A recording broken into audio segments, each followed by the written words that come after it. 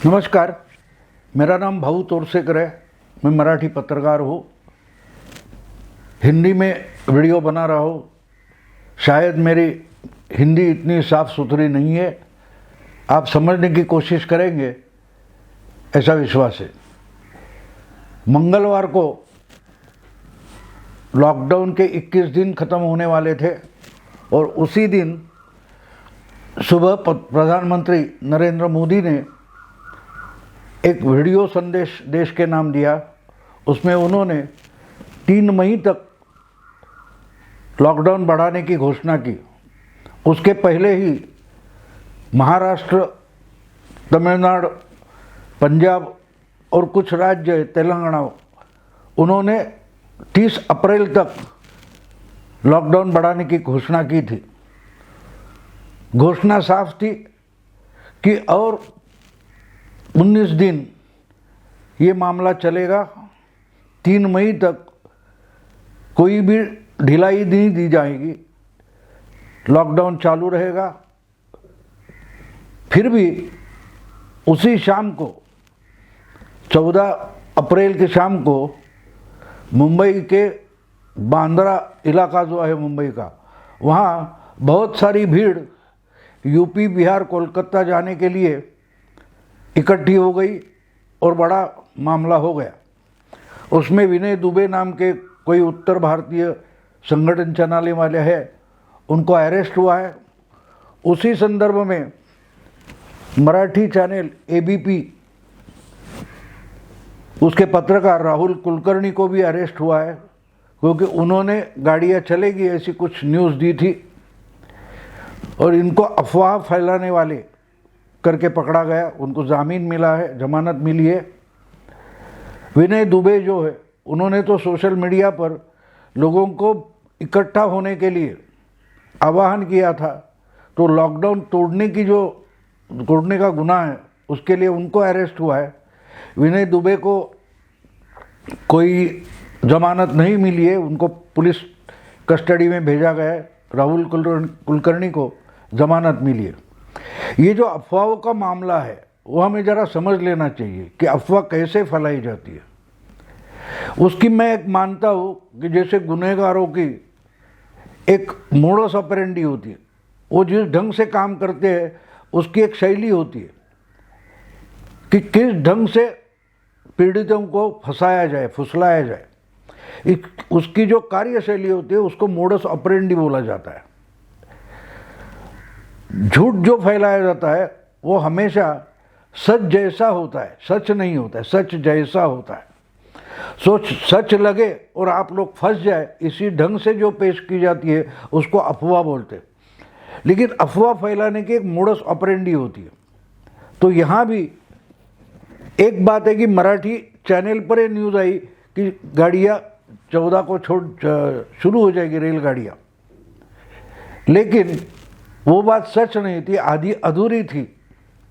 वो आधी अधूरी खबर, आधी सच्चाई और डेंजरस होती है, धोखादायक होती है।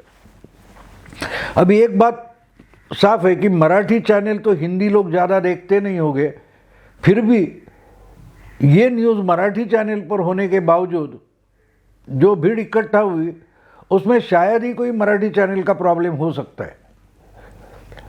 विनय दुबे का जो आह्वान था वो तो इकट्ठा करने का ही था। तो इसलिए हमको ये समझना चाहिए कि ये अफवाहें फैलती कैसे। इसमें लोगों का नुकसान करने की बात लोगों को फायदे की है ऐसी बताई जाती है। जैसे हम देखते हैं पीएमसी बैंक डूब गई, येस बैंक का धपला हुआ, तो वो लोग वहाँ अपने जेब से पैसे निकाल कर, बचे कुचे पैसे निकाल कर, सेविंग्स निकाल कर उधर डाल देते और खुद फंस जाते। तो ये कैसे होता है? इसी को मोडस ऑपरेंडी बोला जाता है। एक झूठ शुरू करो और ऐसे फैलाते जाओ कि ज़्यादा से ज़्यादा लोग उसमें फंस जाए।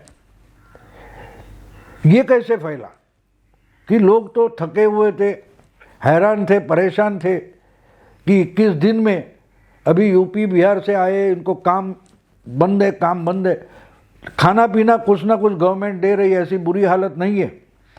फिर भी इससे अच्छी छोटी रहने की जगह भी नहीं है। झुग्गी झोपड़ियों में मुंबई में रहते हैं ऐसे जो मजदूर है उनकी तो हालत ख़राब है, शेल्टर होम रहेगा लेकिन बाहर घूमने नहीं जा सकते तो तकलीफ होती है। उसके बजाय उनको लगेगा कि भैया हमारे गांव में रहेंगे तो अच्छा रहेगा, यहाँ तो काम है ही नहीं। तो उनके लिए गांव की गाड़ियाँ छूटेगी इसकी प्रतीक्षा है, तो उनको वो बता दो तो निकल आते।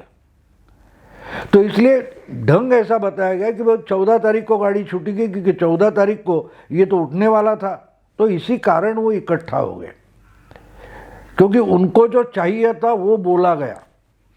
एक हिंदी फिल्म का गाना मुझे याद आता है कि वो हीरो गाना गाता है कि क्या खूब लगती हो, बड़ी सुंदर दिखती हो, तो फिर वो हीरोइन नायिका जो होती है वो बोलती है फिर से कहो कहते रहो अच्छा लगता है।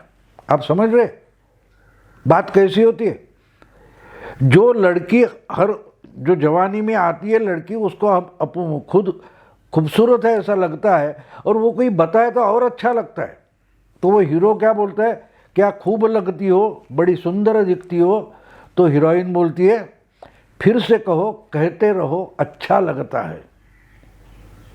इसी ढंग से अफवाहें फैलती है क्योंकि जो आप सुनना चाहते हैं वो बताया गया, वो झूठ भी सही लेकिन अच्छा लगता है। लेकिन इसी गाने का जो अगले लाइन है वो इम्पोर्टेंट है। बोलते जीवन का हर सपना अब सच्चा लगता है, सच्चा होता नहीं है लगता है, उसको अफवाह बोलते हैं, झूठ बोलते हैं। तो इसी ढंग से ये अफवाहें फैलाई जाती है।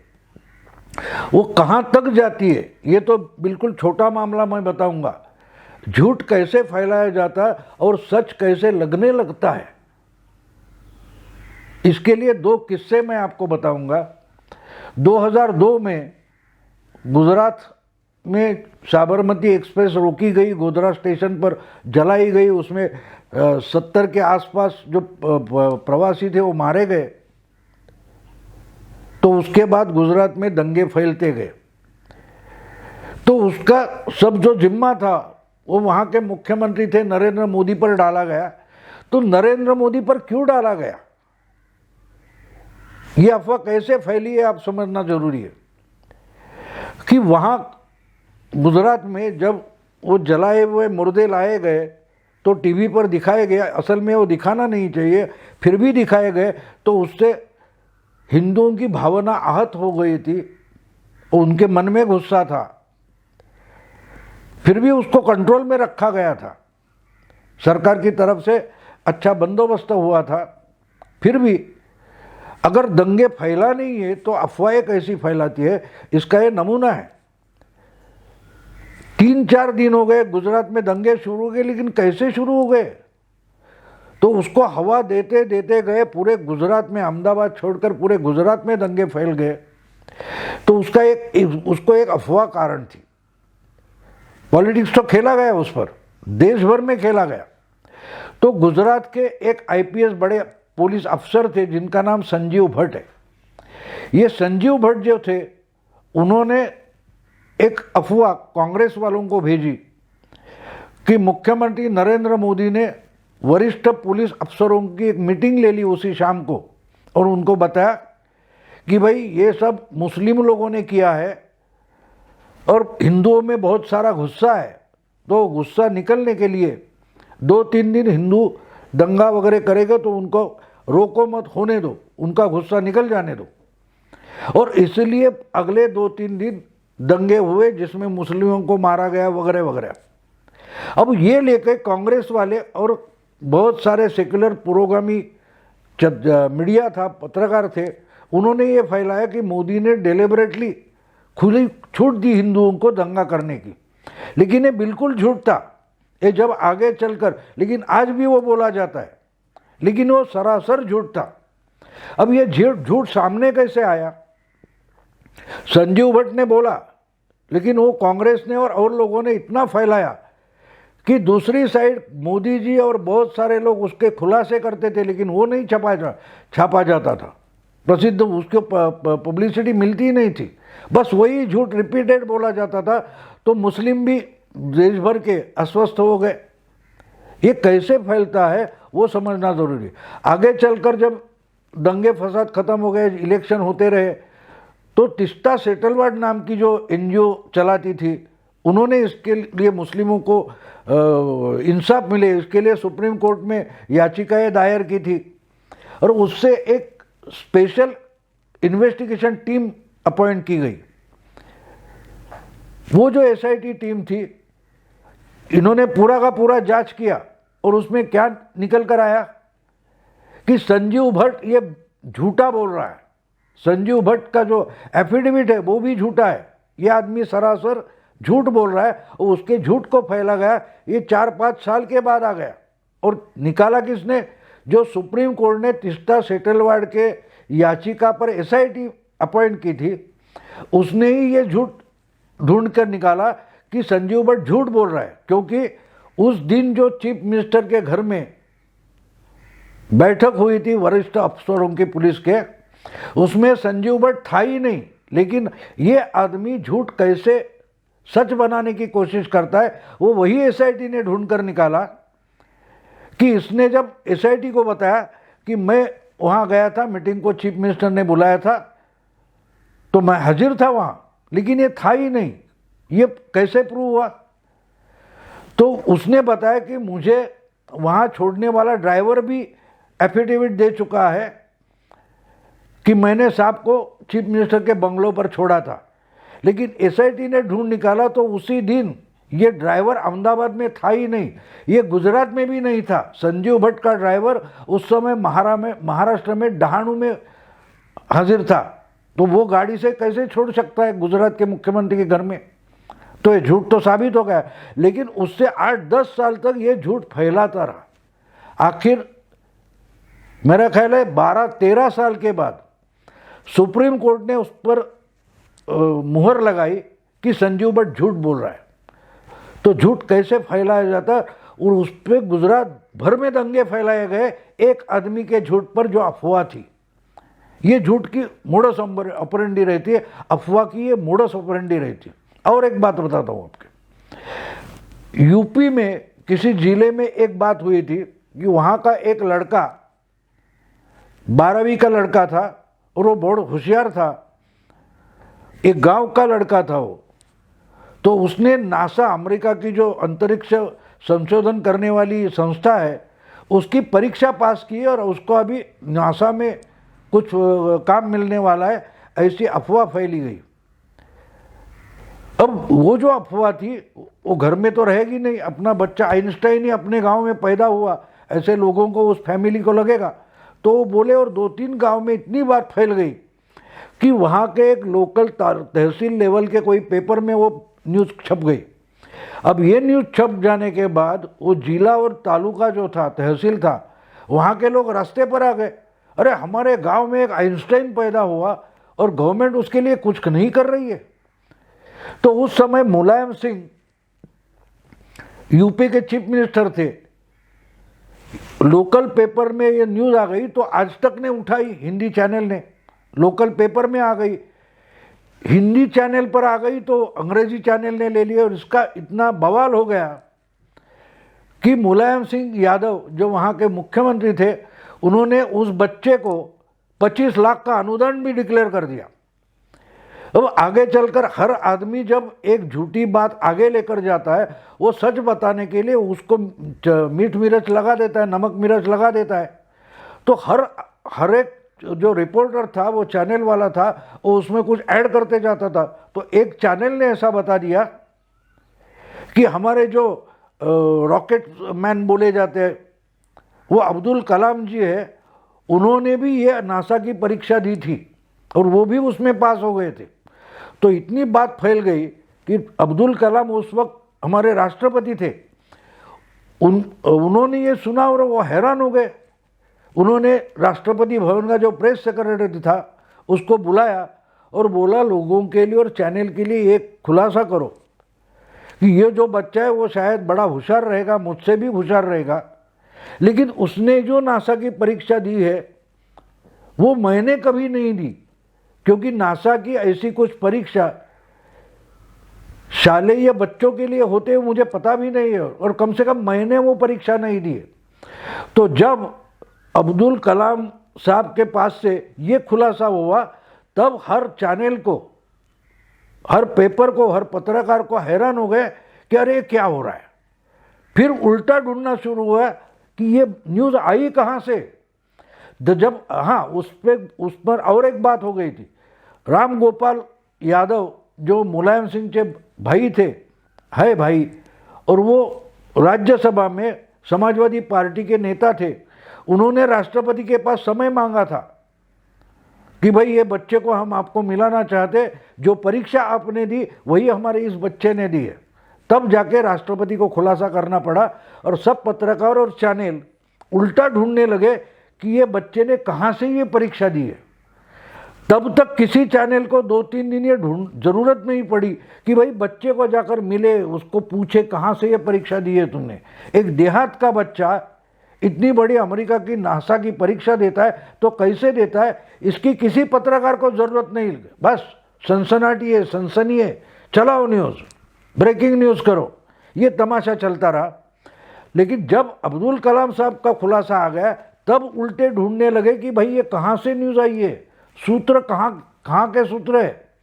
जब उल्टे ढूंढते ढूंढते ढूंढते गांव में पहुंच गए, देहात में पहुंच गए, तब खुलासा ये हुआ कि ये जो बच्चा था और उसका जो टीचर था तो वो बड़ा बदमाश था। इन्होंने उस बच्चे को विश्वास में ले लिया था, भरोसे में लिया था, और उसके माँ बाप को विश्वास दिलाया कि ये बच्चा बहुत होशियार है, टैलेंटेड है, उसको अच्छी तालीम मिलनी चाहिए, इसके लिए खर्चा होगा, उसको राजस्थान में कोटा में लेके जाएंगे, उधर अच्छे क्लास है और उधर पढ़ाएंगे तो बड़ा इंजीनियर वगैरह शास्त्रज्ञ को साइंटिस्ट बनेगा। तो माँ बाप ने अपनी कुछ ज़मीन बेचकर उनको 4-5 लाख रुपए दिए। ये जो स्टूडेंट था और उसका मास्टर था, टीचर था, वो कोटा में कुछ महीने रहे, मज़ा किया, डांस बार में गए, पैसे उड़ाए, शराब पी, धमाल की, और पैसे ख़त्म करने के बाद वापस आए। अभी क्या किया, क्या पढ़ाई हुई, ये तो बता नहीं सकते थे। उसलिए उन्होंने झूठ बोल दिया कि भाई नासा की परीक्षा पास हुआ है। बात झूठ थी, लेकिन ये नमक मिर्च लगा के जब बताई जाती है तो सुनने वाले कुछ भी सुनने को तैयार होते हैं। और इस ढंग से ये न्यूज़ फैल गई और कहाँ तक पहुँची जाके देखो। ये मेरा ख्याल है 14-15 2006-5 साल की कभी 7 की बात है। तो इस ढंग से अफवाहें फैलती है। उसकी मोडस ऑपरेंडी ये होती है कि कहीं एक छोटी जगह सोशल मीडिया पे, ट्विटर पे कुछ डाल दो, फिर लोकल लेवल का कोई पेपर वो उठाता है, वो उसकी एक न्यूज़ बना देता है। अभी लोकल पेपर जो है तो महानगर में होते हैं बड़े पेपर, वो उठा लेते हैं। अब उन्होंने सनसनी मचाई तो चैनल वाले उठा लेते हैं और बवाल शुरू हो जाता है। फिर उस पर पॉलिटिक्स खेला जाता है। अगर सत्ता के खिलाफ है तो अपोजिशन वाले उठा लेते हैं, और इस ढंग से ये माहौल। लेकिन आज जब दुनिया में महामारी है तब तो सनसनी बंद करो, चेक करो। हमारे पास अगर एक न्यूज़ आती है उसमें सच्चाई क्या है, रेलवे को पूछा जा सकता था। ये जो चैनल वाले हैं, कोई पेपर वाले हैं, वो रेलवे के पीआरओ है, रेलवे के कोई अधिकारी है, उनको पूछ सकते थे कि भाई उस दिन यहाँ से गाड़ी छूटेगी या नहीं, तो बताया जा सकता था। लेकिन वो नहीं हुआ। इसलिए वो बांद्रा में जो इकट्ठे हुए लोग तो अफवाह से हुए, और अफवाह की मोडस ऑपरेंडी इस ढंग से चलती है। चर्चिल जो ब्रिटेन के बड़े जाने माने प्रधानमंत्री थे, उनका एक वक्तव्य विधान है, वो कहते थे कि सच्चाई अपनी पतलून पहनने के पहले, सच्चाई अपनी पतलून पहनकर बाहर निकले, घर के बाहर निकले, उससे पहले झूठ या अफवाह आधी दुनिया पार कर जाती है। तो अफवाहें इस ढंग से चलती है। हमको अफवाह समझना ज़रूरी है। हमको सुनने में अच्छा लगता है, वो असल में अच्छा और सच्चा नहीं होता। इसके लिए आज के समय में, लॉकडाउन में, कोरोना की महामारी है, उस समय हमको एक इंफॉर्मेशन आती है, सूचना आती है, न्यूज़ आती है, वो अपनी बुद्धि से सोच समझ लेना चाहिए। हमको जांच करनी चाहिए उसकी, उस पर बिल्कुल आराम से भरोसा नहीं करना चाहिए, क्योंकि इस ढंग से अब मोडस ऑपरेंडी है। आप अगर ये समझने की कोशिश करेंगे तो हम कोरोना से लड़ सकते हैं। कोरोना से डेंजरस, जैसे कोरोना फैलता है उससे ज़्यादा डेंजरस ये अफवाहों का वायरस होता है। अगर उसमें फंस गए तो मानो हमने कोरोना को गले लगाया। तो संभाल के रहो। लॉकडाउन का जो फ़ायदा है वो समझ लो, उससे हमको फ़ायदा है, हमको ज़िंदा रहना है, और ज़िंदा रहने के लिए लॉकडाउन अच्छे तरीके से पार होना चाहिए। ये वीडियो अगर आपको पसंद आया तो ज़रूर हमारा जो प्रतिपक्ष नाम का यूट्यूब चैनल है उसको सब्सक्राइब करें, अपने दोस्तों के पास ये वीडियो लेकर जाए, उनको भी सब्सक्राइब होने के सदस्यता लेने को बोले। मैं यही रुकता हूँ। नमस्कार।